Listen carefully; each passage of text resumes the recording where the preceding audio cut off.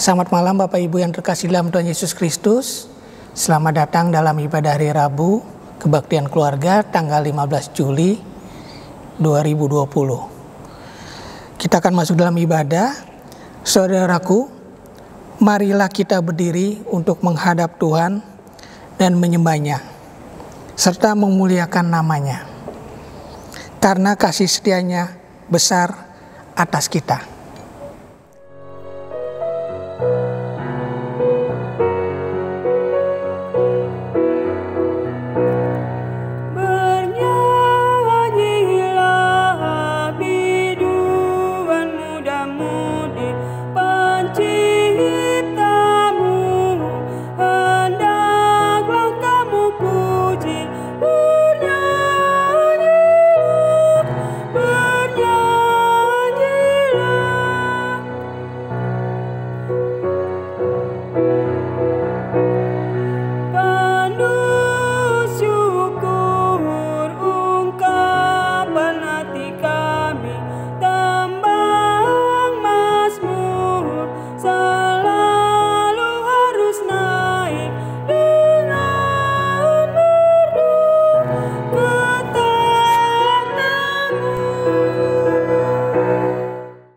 Mari kita satu di dalam doa.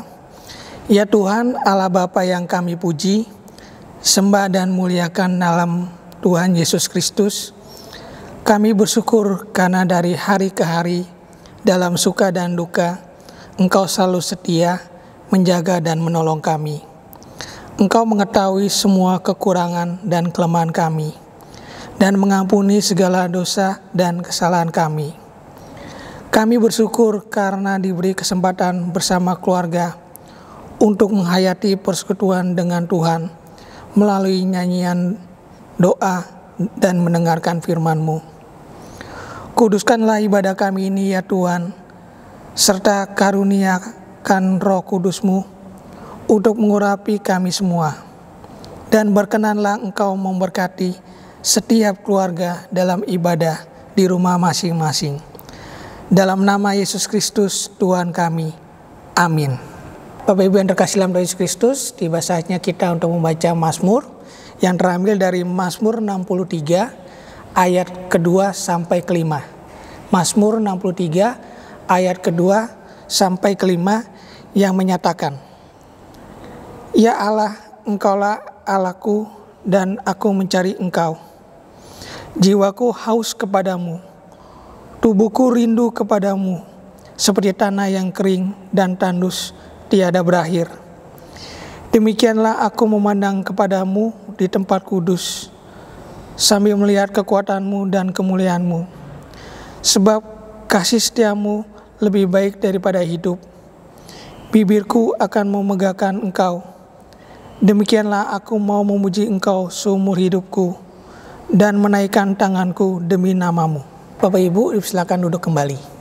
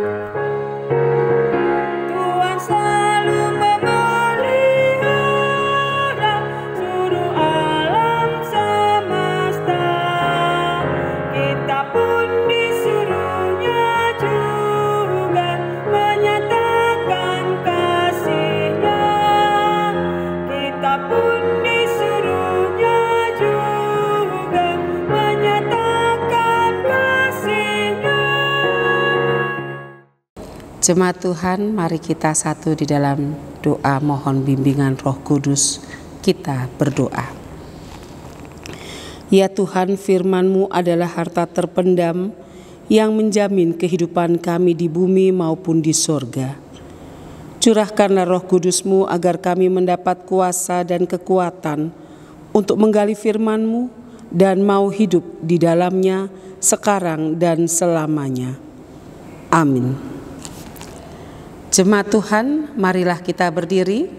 Bersama kita akan membaca firman Tuhan yang diambil dari kitab 1 Korintus pasal 8, ayatnya yang pertama sampai dengan ayatnya yang ke-13.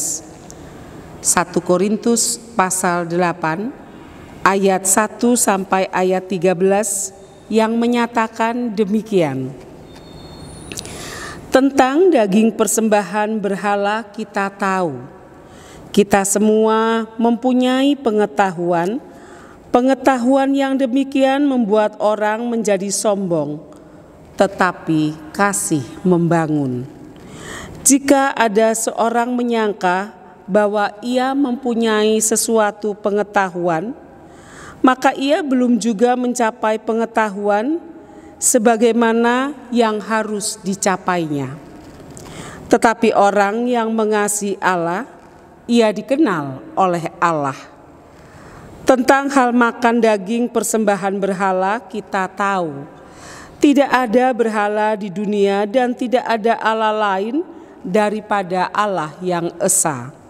Sebab sungguh pun ada apa yang disebut Allah baik di sorga maupun di bumi. Dan memang benar ada banyak Allah dan banyak Tuhan yang demikian. Namun bagi kita hanya ada satu Allah saja, yaitu Bapa yang daripadanya berasal segala sesuatu dan yang untuk Dia kita hidup. Dan satu Tuhan saja, yaitu Yesus Kristus, yang olehnya segala sesuatu telah dijadikan dan yang karena Dia kita hidup. Tetapi bukan semua orang yang mempunyai pengetahuan itu. Ada orang yang karena masih terus terikat pada berhala-berhala, makan daging itu sebagai daging persembahan berhala. Dan oleh karena hati nurani mereka lemah, hati nurani mereka itu dinodai olehnya.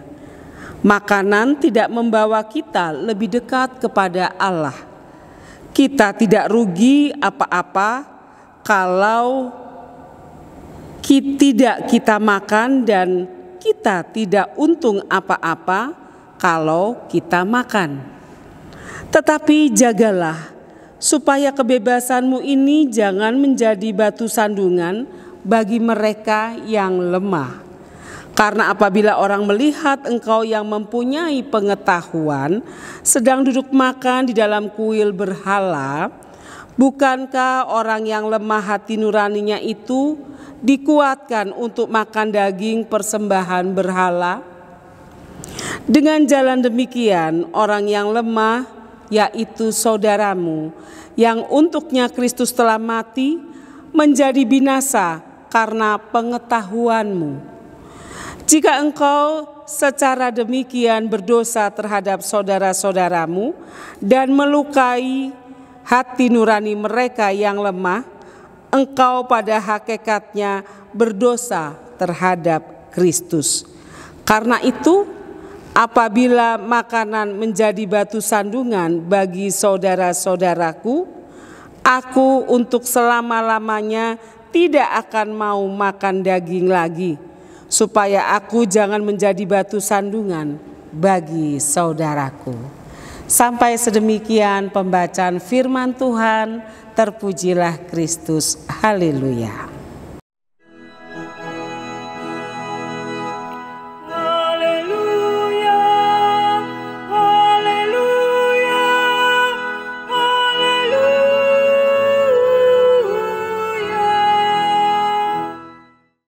Bapak Ibu Saudara yang dikasihi dan mengasihi Tuhan Yesus Kristus, berjumpa kembali kita dalam ibadah keluarga di rumah masing-masing. Apa kabar saudara? Saya berharap kita semua dalam keadaan sehat, bersyukur karena pertolongan dan perlindungan Tuhan. Memaknai kehidupan yang Tuhan anugerahkan dalam diri kita. Ada banyak hal yang kita alami, dan setiap orang tidak punya atau belum tentu punya pengalaman hidup yang sama. Bapak Ibu Saudara, apa makna kehidupan yang saudara alami atau saudara jalani saat ini bagi kehidupan orang lain? Hari ini firman Tuhan mau mengajak kita untuk memaknai hidup kita ini tidak menjadi batu sandungan buat orang lain, tapi justru menguatkan kehidupan orang lain untuk dia semakin dekat dan memuliakan Tuhan, untuk menjadikan hidup kita ini semakin membuat orang lain teguh di dalam iman percayanya. Di dalam pembacaan kita, Rasul Paulus menulis surat kepada jemaat di Korintus. Kenapa? Ya, Rasul Paulus ingin menguatkan, ingin kembali meneguhkan mereka dalam ajaran-ajaran kekristenan yang mereka pegang selama ini. Bapak Ibu Saudara, dalam kehidupan persekutuan jemaat Korintus, ada orang yang sudah cukup lama memegang iman kekristenannya, tapi ada juga orang-orang yang masih baru memeluk agama Kristen begitu, atau menjadi pengikut Kristus. Otomatis Bapak Ibu Saudara, pemahaman dan penghayatan iman mereka berbeda-beda. Ketika diperhadapkan dengan situasi, kondisi, konteks jemaat Korintus, saya pernah bilang bahwa jemaat Korintus itu jemaat yang majemuk gitu ya. Dalam kehidupan jemaat itu ada banyak bangsa-bangsa. Lalu di luarnya, di luar persekutuan jemaat atau masyarakat kota Korintus sendiri, banyak sekali suku bangsa dan mereka banyak sekali masih menyembah dewa-dewa. Dalam dewa-dewa yang mereka sembah itu, Bapak Ibu Saudara, ada kebiasaan untuk membawa makanan gitu ya, makanan untuk berhala yang mereka sembah. Persoalan terjadi dalam jemaat Korintus ketika melihat makanan yang dipersembahkan kepada dewa-dewa. Boleh enggak makanan itu dimakan oleh kita manusia? Bapak Ibu Saudara, bagi orang-orang yang sudah memahami dengan baik imannya, mereka katakan makan aja nggak masalah. Emang kalau makanan ini kenapa kita makan? Tidak mempengaruhi imanku. Makanan tetap makanan. Karena buat orang yang sudah memahami dengan baik imannya, menganggap percaya bahwa berhala itu tidak ada. Tapi buat orang yang baru masuk dan menerima Kristus sebagai juru selamat, mereka dilatar belakangi dengan pemahaman yang seperti dulu. Mereka punya pemahaman bahwa makanan itu untuk berhala. Sehingga kalau mereka makan, mereka masih mengaitkan imannya dengan kepercayaannya yang dahulu. Bapak Ibu Saudara, Paulus mau katakan begini, kamu tahu nggak? Kamu yang makan makanan berhala, kamu yang menganggap bahwa tidak ada berhala itu. Kita makan aja, nggak ngefek, nggak ngaruh mau makan. Memang tidak apa-apa karena memang berhala tidak ada. Tetapi itu menjadi batu sandungan buat orang yang belum memahami. Mereka akan menganggap, ya udah kalau gitu kita makan aja, masih terkait dengan kepercayaan lama, nggak apa-apa. Itu akan membuat orang kembali jatuh dalam dosa. Termasuk kamu yang memberikan contoh seperti itu. Buat kamu tidak ada masalah, tapi apa yang kamu lakukan menimbulkan efek negatif bagi orang yang belum punya pemahaman seperti kamu. Oleh karena itu, Rasul Paulus mau katakan, bijaksanalah dalam kehidupan. Apa yang kamu lakukan, biarlah itu tidak menjadi batu sandungan untuk kehidupan orang lain. Kalau mau makan, makanlah, tapi juga memberikan kekuatan kepada orang lain, memberikan pengajaran, memberikan arahan bahwa ini benar-benar makanan dan tidak ada yang namanya berhala. Sehingga orang lain tidak tersandung dalam pemahaman imannya atau kepercayaannya yang lama. Bapak Ibu Saudara yang dikasih dalam Tuhan Yesus Kristus, sikap umat di tengah keanekaragaman. Kita pun saat ini hidup di dalam kehidupan kepercayaan orang lain. Bagaimana kita mau menyikapi dengan kebiasaan-kebiasaan orang lain yang tidak seiman dengan kita. Sambil tentunya tidak mengingkari iman percaya kita. Kita hidup dalam keberagaman, kita hidup dalam kemajemukan. Ada banyak orang yang tidak sepemahaman, yang tidak seiman dengan kita. Tapi bagaimana kita juga menghormati orang lain dan menjadikan hidup kita ini berkat bagi orang lain. Bukan apa yang kita tampilkan baik dalam tutur kata, dalam sikap, dalam keputusan, dalam ide-ide kita, membuat orang lain tersandung, membuat orang lain menjadi jatuh dalam dosa. Berhati-hatilah. Mari memaknai hidup, mari memakai hidup untuk menjadi berkat bagi orang lain, tidak menjadi batu sandungan, tidak membuat dia jatuh, tetapi justru lewat kehidupan kita, orang lain juga ikut memuliakan Allah. Orang lain menjadi dikuatkan, orang lain menjadi dimampukan untuk menjalani kehidupan seperti yang Tuhan inginkan. Hari ini Gerakan Pemuda bertambah usia. Biarlah anak-anak kita dalam wadah Pelkat Gerakan Pemuda juga bisa menghadirkan kehidupan yang menjadi berkat bagi orang lain dimanapun anak-anak kita berada. Lewat kehidupan setiap anak-anak muda kita, mereka akan semakin menjadi contoh dan teladan sehingga nama Tuhan dipermuliakan. Mari Bapak Ibu Saudara, memaknai, menghargai, mensyukuri kehidupan yang Tuhan sudah berikan untuk membuat orang lain bersama-sama dengan kita semakin taat dan setia dan memuliakan nama Tuhan. Tuhan Yesus memberkati kita. Amin.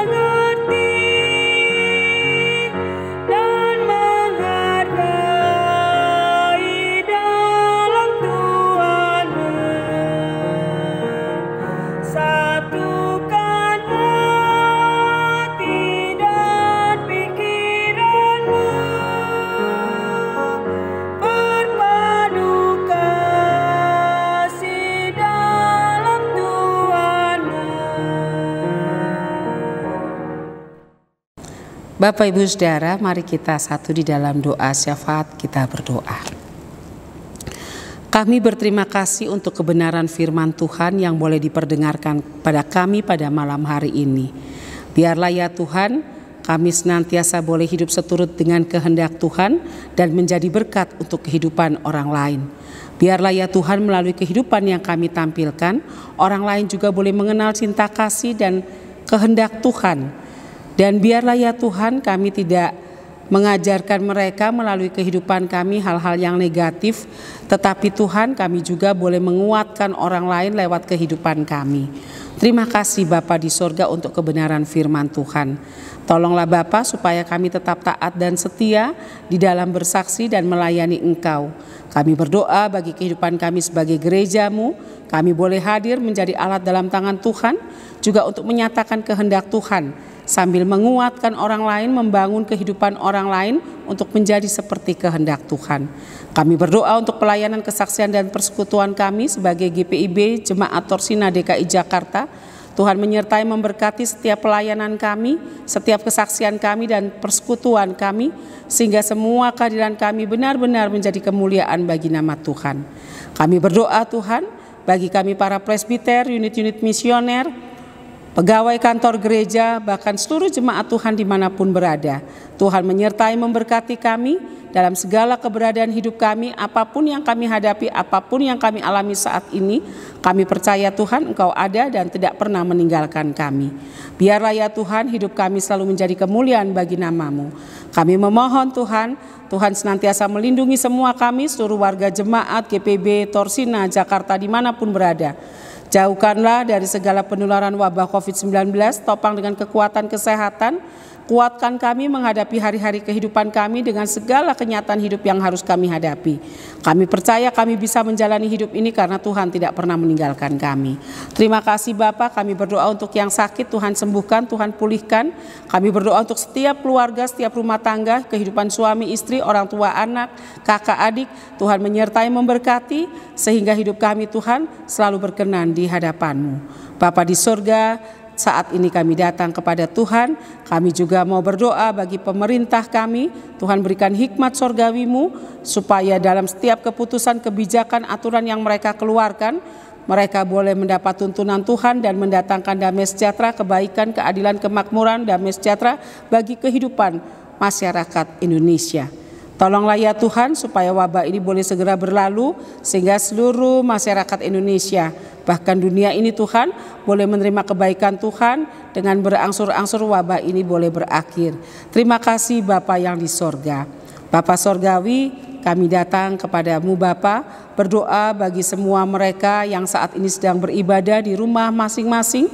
Tuhan menilik, Tuhan melihat, biarlah setiap peribadahan yang dilakukan oleh anak-anak-Mu berkenan di hadapan Tuhan, menjadi kemuliaan bagi nama Tuhan, dan menjadi berkat buat kami semua. Terima kasih Bapa di sorga. Hari ini Bapa, kami berdoa bagi Pelkat Gerakan Pemuda yang bertambah usia setahun lagi. Tuhan menyertai, memberkati Pelkat Gerakan Pemuda ini, selalu Tuhan pakai menjadi kemuliaan bagi nama Tuhan dan menjadi saluran berkat dalam kehidupan pemuda dimanapun berada. Berkati setiap program kerja, berkati setiap kegiatan berpelayanan, berkati ya Tuhan supaya kehidupan pemuda juga Tuhan pakai seturut dengan kehendak-Mu. Kami berdoa untuk anak-anak muda kami dalam kehidupan pergaulan mereka, mencari pasangan hidup, dalam pekerjaan, dalam pendidikan. Tuhan, kami percayakan semua dalam tangan kasih-Mu. Kami percaya Tuhan siapkan masa depan yang indah buat setiap anak-anak muda kami. Terima kasih Bapa di sorga. Bapa di sorga, jikalau Tuhan di antara kami ada yang menaikkan doa-doanya secara pribadi dari tempat tinggal kami masing-masing, dengarlah Tuhan dan jawablah seturut dengan kehendak-Mu. Seraya kami memohon, ampunilah segala dosa dan salah kami, supaya semua itu tidak menghalangi berkat-berkat Tuhan yang Kau limpahkan bagi kami. Inilah doa kami, inilah permohonan kami, inilah syukur kami. Tuhan dengar dan sempurnakanlah doa kami yang semuanya kami naikkan kepada Bapa di surga melalui Putra-Mu Yesus Kristus, Tuhan dan Juru Selamat kami yang telah mengajar kami berdoa. Bapa kami yang di surga, dikuduskanlah nama-Mu, datanglah kerajaan-Mu, jadilah kehendak-Mu di bumi seperti di surga. Berikanlah kami pada hari ini makanan kami yang secukupnya, dan ampuni kami akan kesalahan kami, seperti kami juga mengampuni orang yang bersalah pada kami. Dan janganlah bawa kami ke dalam pencobaan, tapi lepaskanlah kami daripada yang jahat.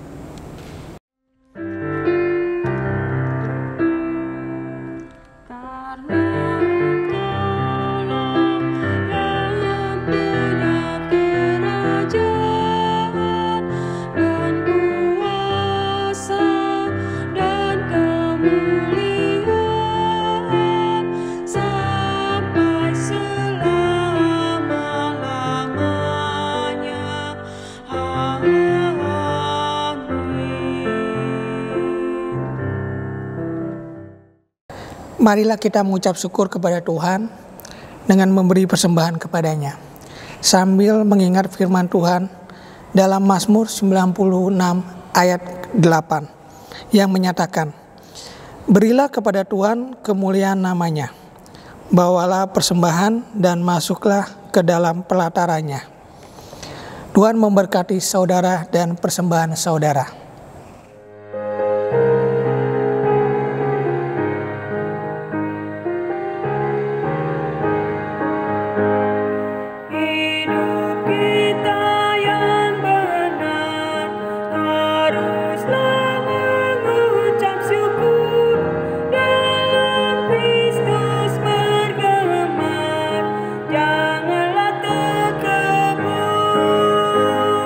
Dalam susah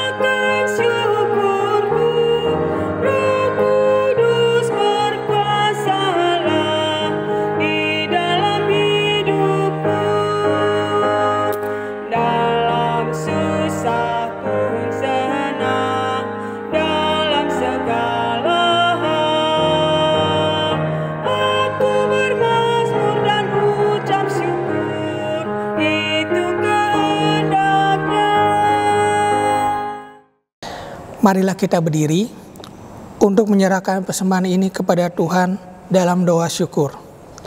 Kita berdoa. Ya Tuhan Allah kami telah memberikan persembahan syukur kami kepadamu.